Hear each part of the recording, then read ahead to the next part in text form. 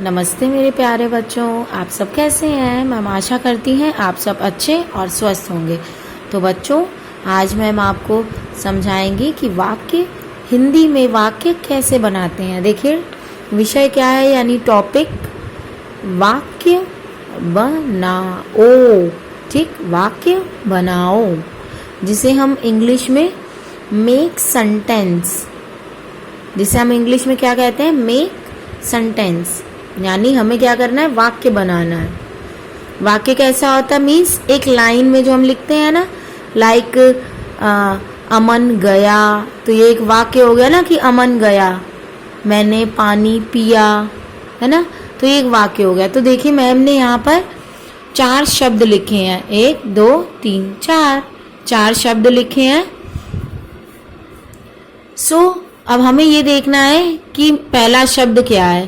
पहले हम पहला शब्द पढ़ेंगे, गिलास। ठीक, यानी इंग्लिश में भी इसे ग्लास ही कहते हैं, ग्लास। ठीक, तो अब देखिए आपको इसमें जब वाक्य बनाने हैं तो आप अपने हिसाब से छोटे से छोटा वाक्य बनाएंगे। Means sentence should be small. और आप कोशिश कीजिए कि जब आप वाक्य बनाएं तो उसमें अ और आ या इ की मात्रा वाले ही शब्द आए। जैसे गिलास, लाया, लाता है गिलास, आप मम्मा के लिए लाते हो, है ना। आपके पापा कहते हैं बेटा मुझे पानी का गिलास दो, तो आप गिलास लाते हैं। तो चाहे तो कोई नाम ऐड करना है तो आप वो भी ऐड कर सकते हो कि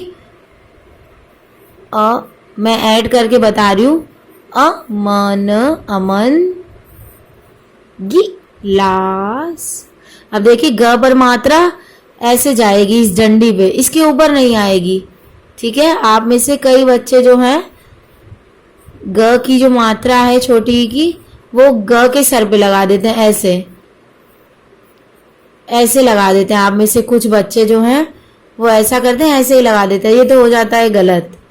ठीक है, ये है इसके सर पे, ये जो डंडी है ना खड़ी पाई, इसके सर पे मात्रा आएगी। अमन गिलास, गिलास लाया, बड़ा सा मुंह खुला ना, ल के बाद आ की मात्रा और य के बाद भी आ की, और पूर्ण विराम। पूर्ण विराम बहुत जरूरी है, पूर्ण विराम लगाना बहुत जरूरी है। कभी भी बच्चों कोई भी वाक्य खत्म होता है, यानी when any sentence and, sentence के आखिरी में यानी अंत में हम क्या लगाते हैं, पूर्ण विराम, यानी एक डंडा लगा देते हैं। ठीक है ना, कि अब बस खत्म, इसके बाद ये वाक्य जो है ये पूरा हो गया ऐसे। अब देखिए नेक्स्ट क्या है, अगला क्या है, किताब। किताब, किताब आप पढ़ते हैं, ये देखिए मैम के पास भी एक किताब है ना। तो देखिए अब इसका क्या बनाएंगे। अब मैंने जैसा आपको बताया कि you have to make a sentence by using 2 और 3 लेटर वर्ड्स, और आ की मात्रा आप यूज कर सकते हैं। तो देखिए बहुत इजी मैं बताऊंगी, किताब, किताब पढ़, ये भी एक वाक्य बन गया। देखिए किताब पढ़, यानी आपके पापा कहते हैं, मम्मा कहती हैं बेटा किताब पढ़, यानी बुक रीडिंग कर। पढ़ने का मतलब रीड करना, किताब का मतलब बुक। तो मम्मा कहती है ना किताब पढ़, तो किताब पढ़। ठीक, अब देखिए नेक्स्ट क्या है, मिठाई। ये बड़ी की मात्रा है, ये छोटी की मात्रा है ना। तो देखिए मिठाई आप सबको अच्छी भी लगती है, मैम को पता है। मिठाई, ये बड़ी की मात्रा हो गई, मिठाई। ये स्वर को ऐसे लिखेंगे, अब इसकी मात्रा मैम आपको ऑलरेडी बता चुकी हैं, पर हम आगे भी पढ़ेंगे।